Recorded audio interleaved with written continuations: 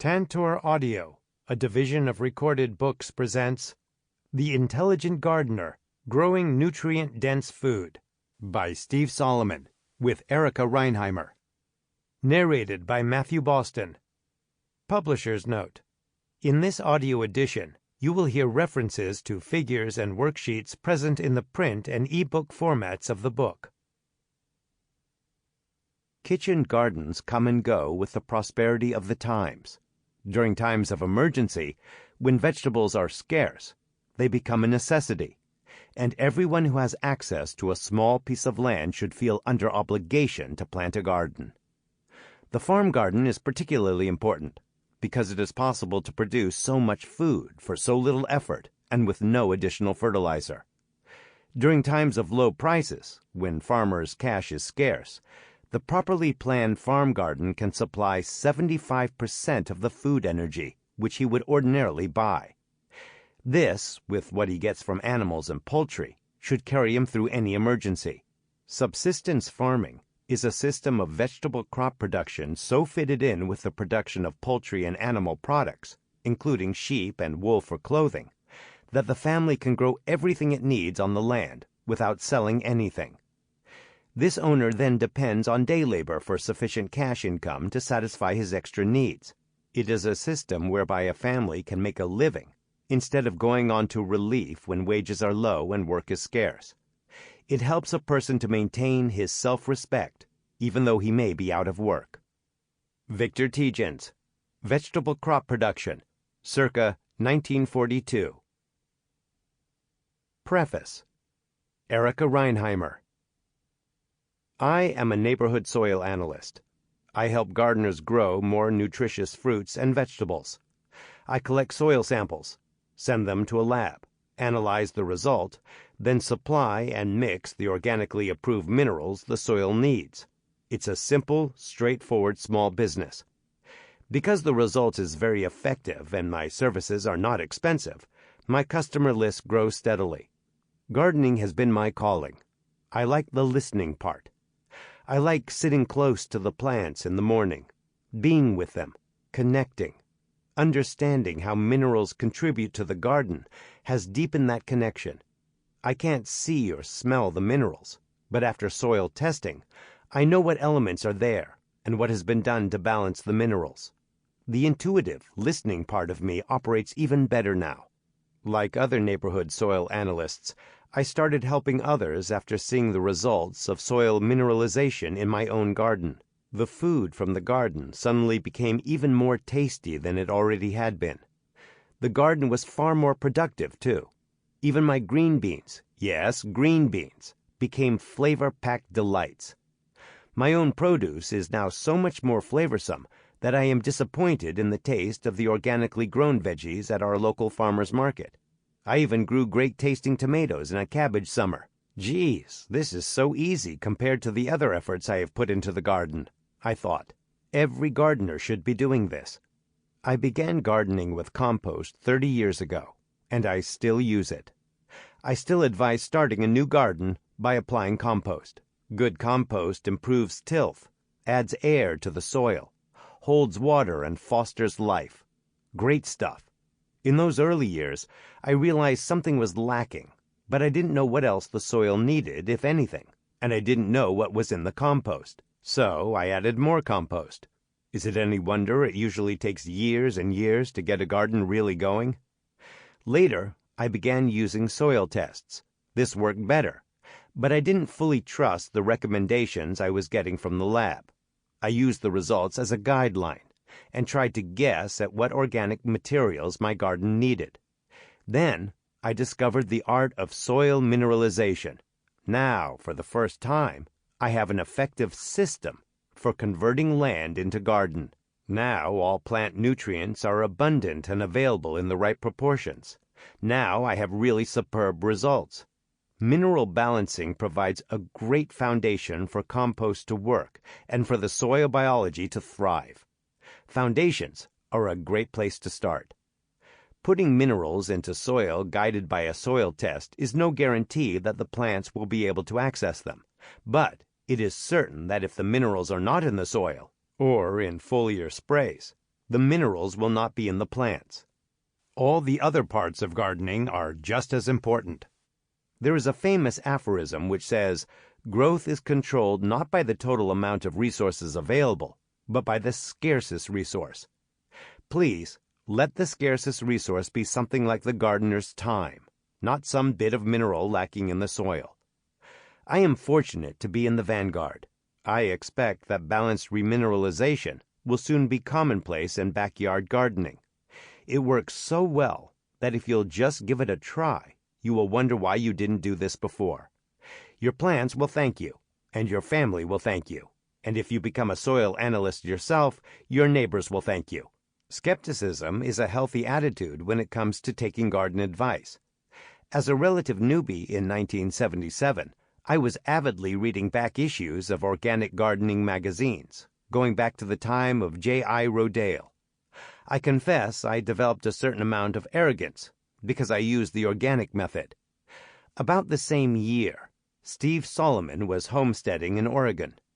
He was eating mostly from his own garden, growing his food according to the organic principles I was reading about.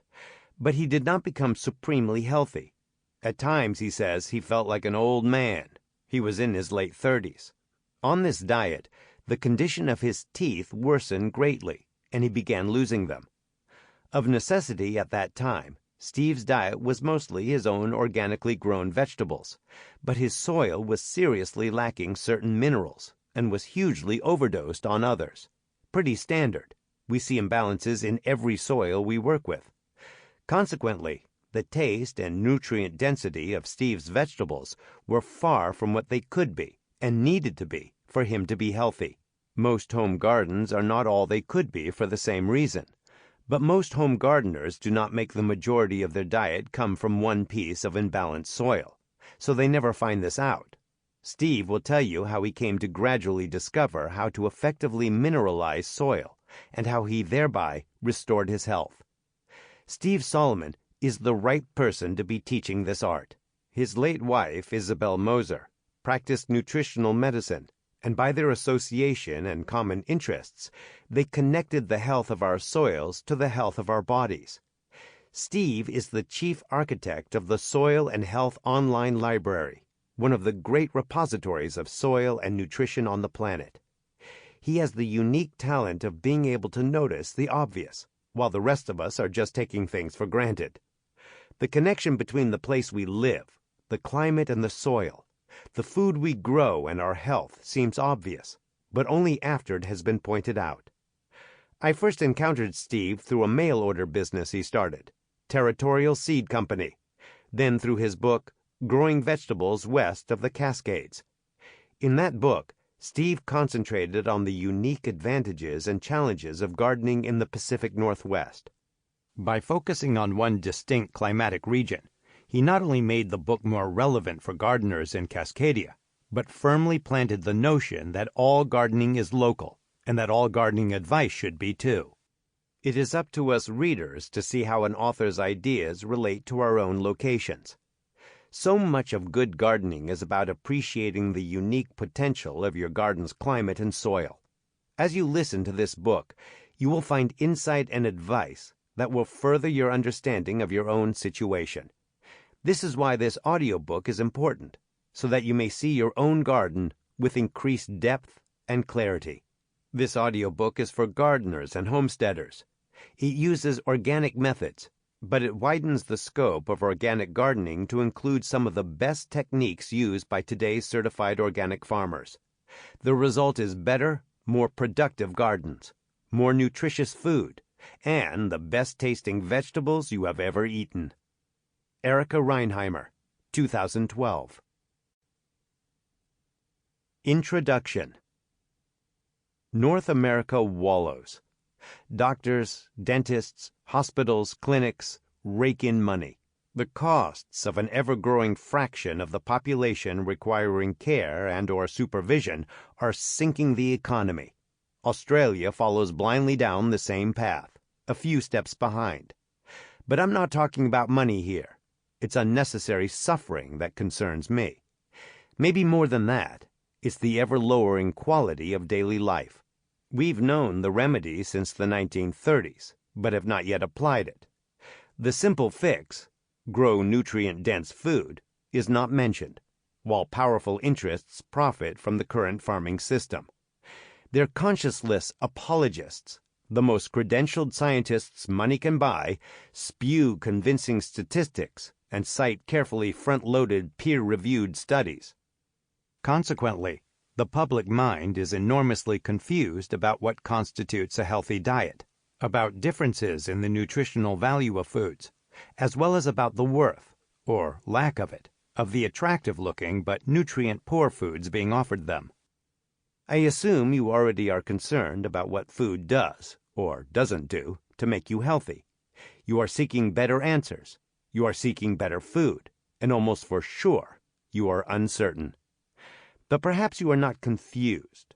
Suppose you fully realize nutrient-dense food cannot be bought reliably at any price and have set out to grow enough yourself to make a meaningful difference. You have no desires contrary to that aim, no conflicts about it. And what you want from my audiobook is to just get on with the details of how to do it. You may have already created a large garden, or are about to expand a few small beds into something significant to the family economy, and you want to do it right. For you, I suggest, after listening to this introduction, skipping forward to Chapter 5, where you will learn how to take a soil sample, how to analyze the soil audit you'll get back, and how to work out a soil prescription that will offer your vegetables balanced nutrition. You can then proceed to grow nutrient-dense food. In Chapter 5, you'll get an arithmetic-powered fertility target generator that'll tell you exactly what each unique soil needs. The rest of you are uncertain. You wonder if this remineralization stuff really is the way to go. Maybe you've read a few issues of Acres or Mother Earth News, or subscribed to Rodale's Organic Gardening for a year or 3, as so many of us oldies did when first starting out. Consequently, you are now aware of conflicting viewpoints, and most of them sound pretty reasonable. Some prominent voices assert the following pleasing fiction. There is no need to pay attention to soil minerals, because almost every soil already contains all the elements needed to grow nutrient-dense food crops. Currently non-productive soils only need the right sort of biological encouragement, the sort that can inexpensively be brewed up out of some specially concocted compost, but only if you buy a patented brewer and the appropriate starter cultures. Or maybe you have been enthusiastically told by a devotee that Fukuoka-san had the right idea. Or you have been inspired by the organic gardening ideal that asserts there is nothing like compost. Compost is the remedy. Compost is fertilizer. Compost is life itself. Another half a dozen gardening systems come readily to mind. New gardeners running that gauntlet often achieve inner peace by selecting a guru system, whose notions resonate with their basic predispositions or existing opinions, and thenceforward cling to that approach like a lifesaver in a stormy sea of confusion. I propose to help you put these inevitable confusions into perspective and help you settle on an effective plan for producing a nutritious abundance. And, just in case you are concerned that this old reprobate might lead you from the politically correct path, here's my bottom line.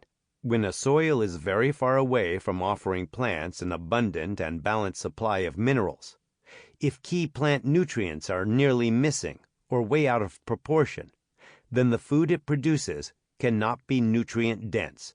Period. Full stop. There is also a biological side to it, equally important to plant health and ultimate food quality. So which is the chicken and which the egg? I say soil minerals come first. If first you bring the minerals into proper balance, then the whole soil ecology, all the microlife, the worms, nematodes, algae, amoeba, fungi, bacteria, both helpful and harmful, all those living things come into a healthy balance too. In my opinion, when it comes to microlife, there is rarely any need to import them. When the soil favors the proper organisms, they will predominate, appearing as if from nowhere. As Louis Pasteur admitted on his deathbed, the body's inner chemical nature is everything. The bacteria is nothing. Disease organisms appear because the body has become a welcome home for them. Same with soil. Microorganisms that naturally dominate and balance soil work to effectively release plant nutrition that had previously been locked up and unavailable. They also assist the crop to assimilate that nutrition. Soil microorganisms can manufacture enough nitrate nitrogen to make a garden independent of nitrate imports. Biology can enormously forward an already balanced garden soil. Biology can perform miracles, but biology will only do its job with extreme effectiveness after you have fed the soil to satiation and brought it into balance. The first chapters of this audiobook aim at helping you to reevaluate food-growing information you may have already acquired. Suppose you arrive at Chapter 5 a few evenings of listening behind those who are already convinced that remineralization is the way to go.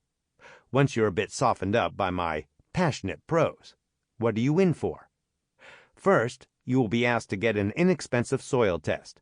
The highest-priced American lab I recommend charges $20. The cheapest lab on my list charges $14, as of 2012. For small fees like these, a soil audit will provide no personalized recommendations. You'll promptly get back a computer-generated form reporting the amounts of plant nutrients present.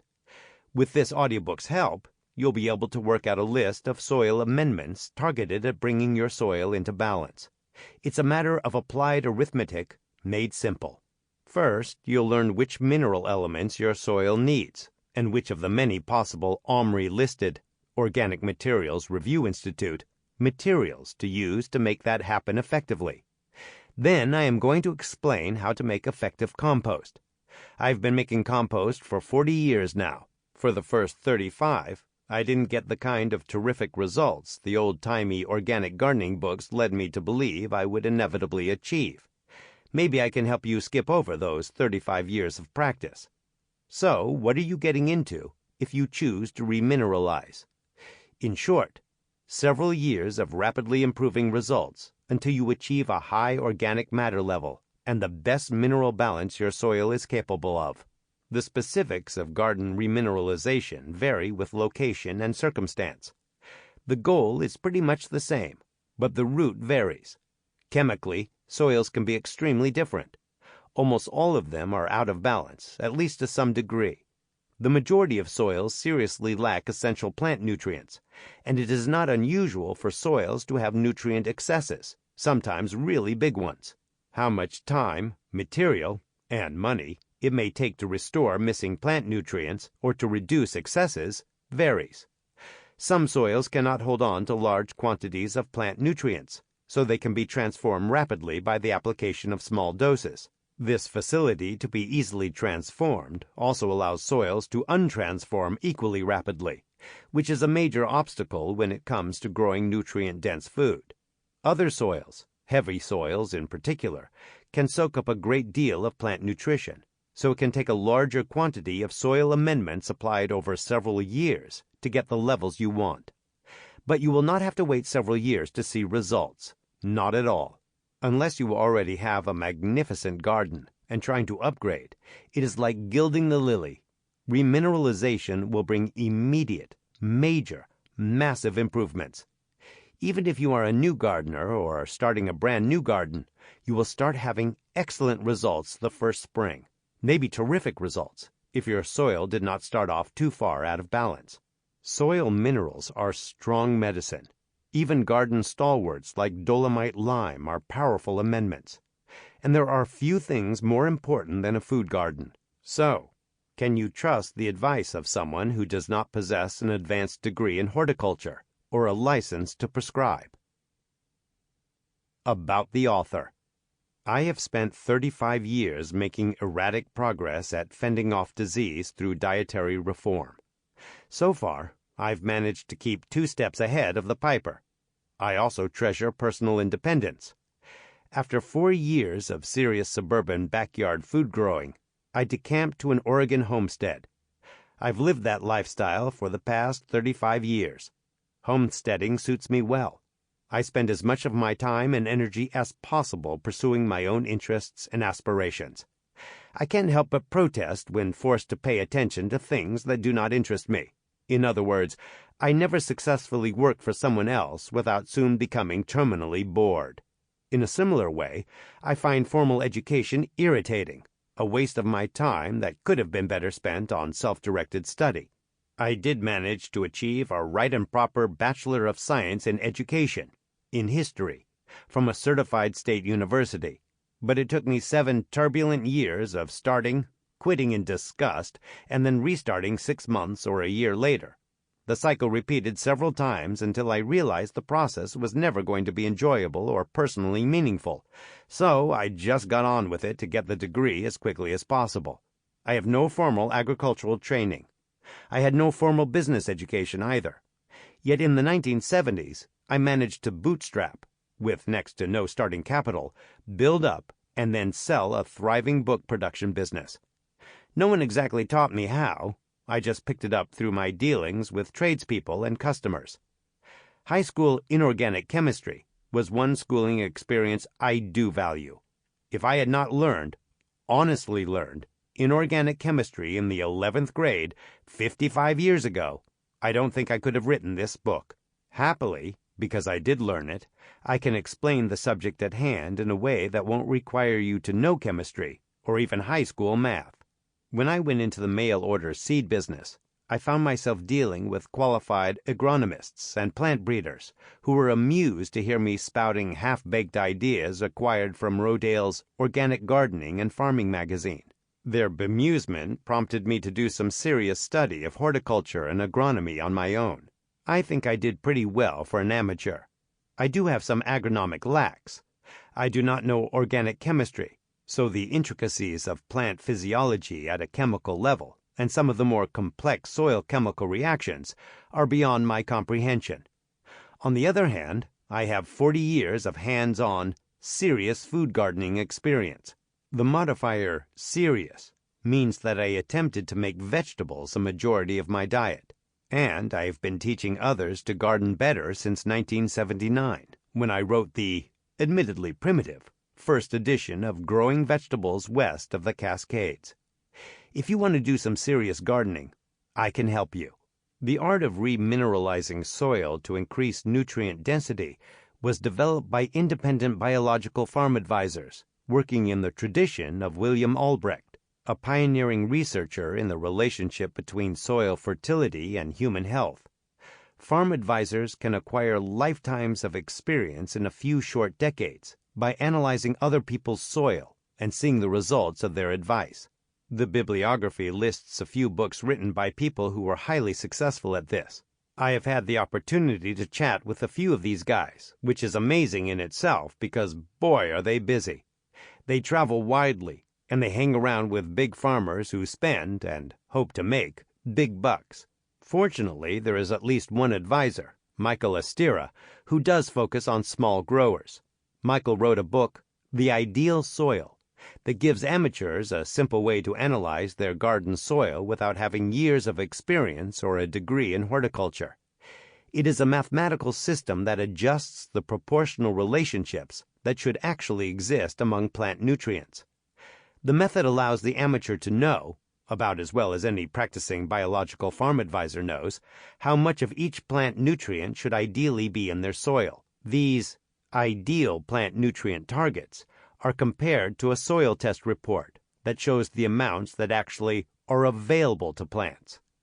The difference between what is available and what is ideal is made up for by the addition of fertilizers, or the comparison lets you know which nutrients are present in excess.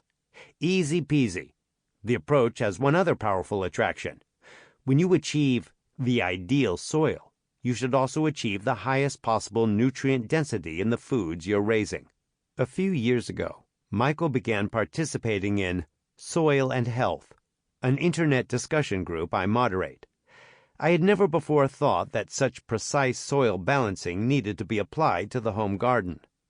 On the forum, I had complained of tight, compacted soil despite the addition of lots of organic matter. Michael suggested I change the type of lime I was using. I did, and a year later my soil was loose. At his suggestion, I got a soil test. His analysis helped me to get results beyond any expectations. So I read his book, and then I closely studied his book, and I kept on studying. I was inspired, at age 69 no less. I started giving free soil test analyses and fertilizer prescriptions to anyone on the Soil and Health Forum who asked for them. I started doing them for people in my neighborhood. Before long, I had become a local garden soil analyst, with a half-dozen large bags of assorted fertilizer in the garage. Participants on the Soil and Health Forum generally refer to an arithmetical system like the one I explain in this audiobook as the Astera method. Constitutionally, I can't be a true believer in any one system. As I studied his, I began to introduce my own tweaks.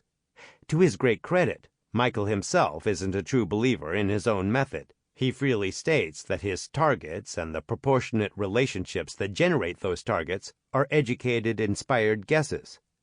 But contemplation of what might constitute the ideal soil involves a big playing field, one with enormous variability. So, based on my 40 years of hands-on hoe experience, I have come to disagree with Michael in some respects. That's not unusual. Every successful farm advisor out there has a slightly different opinion about what constitutes a perfect soil prescription.